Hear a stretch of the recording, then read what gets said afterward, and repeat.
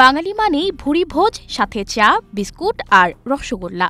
শীত, গ্রীষ্ম, বর্ষা যে কোনো মৌসুমেই চা প্রেমীদের প্রথম চাহিদা এক কাপ চা। অনেকেই যে দিনে কত কাপ চা পান করেন তার কোনো সঠিক হিসেব নেই। তবে জানেন কি, ঘন ঘন এই চা খাওয়ার অভ্যেস কতটা ভয়াবহ ক্ষতির কারণ হতে পারে আপনার জন্য। প্রতি কাপ চায়ের সাধারণত ২০ থেকে ৩০ মিলিগ্রাম ক্যাফেইন থাকে। চায়ে থাকা এই ক্যাফেইন রোজকার ঘুমে মারাত্মক প্রভাব ফেলতে পারে। চায়ে থাকা থিওফাইনিল নামে একটি রাসায়নিক উপাদান শরীরে পানি শূন্যতার কারণ হতে পারে, যেটি হজমে সমস্যা তৈরি করে, যার প্রভাবে পেট ফোলা ভাব, অস্বস্তি এবং পেটে ব্যথাসহ কোষ্ঠকাঠিন্য হতে পারে। তাছাড়া চায়ে থাকা ট্যানিন নামক উপাদান শরীরে পৌঁছে গেলে পাকস্থলীতে সমস্যা দেখা দেয়। এর ফলে বমি বমি ভাব থেকে শুরু করে একাধিক জটিল সমস্যার আশঙ্কা বাড়ে। অনেকেই চায়ে আদা কিংবা ছোট এলাচ দিয়ে খেতে পছন্দ করেন। এই দুই উপাদানের গুণে স্বাদ ও গন্ধে অতুলনীয় হয়ে ওঠে চা। কিন্তু বারবার এই জাতীয় চা খেলে ত্বকে প্রদাহ বেড়ে যেতে পারে। অতিরিক্ত চা খাওয়ার প্রবণতা শরীরে নানা রকম হরমোন ক্ষরণের পথে বাধা হয়ে দাঁড়ায়, যার প্রভাব পড়ে সরাসরি ত্বকের উপর। ফলে ব্রণের সমস্যা বেড়ে যেতে পারে। একাধিক গবেষণায় দেখা গেছে ত্বকের ক্যান্সারের নেপথ্যে রয়েছে ঘন ঘন দুধ চা খাওয়ার অভ্যাস।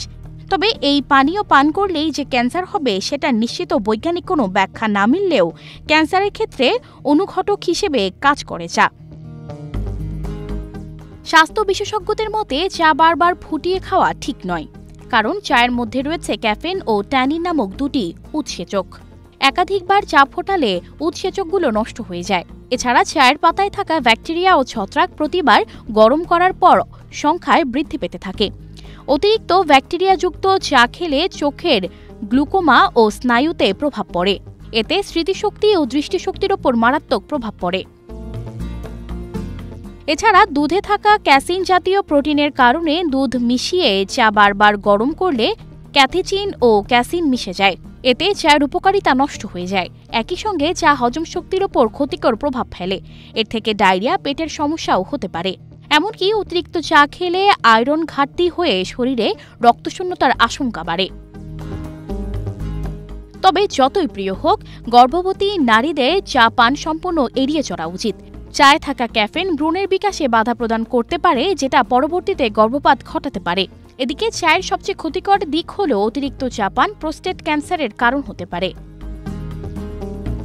তাই স্বাস্থ্য সুরক্ষায় চিকিৎসকেরা ঘন ঘন চা খাওয়ার এই প্রবণতা পরিহারের পরামর্শ দিয়েছেন।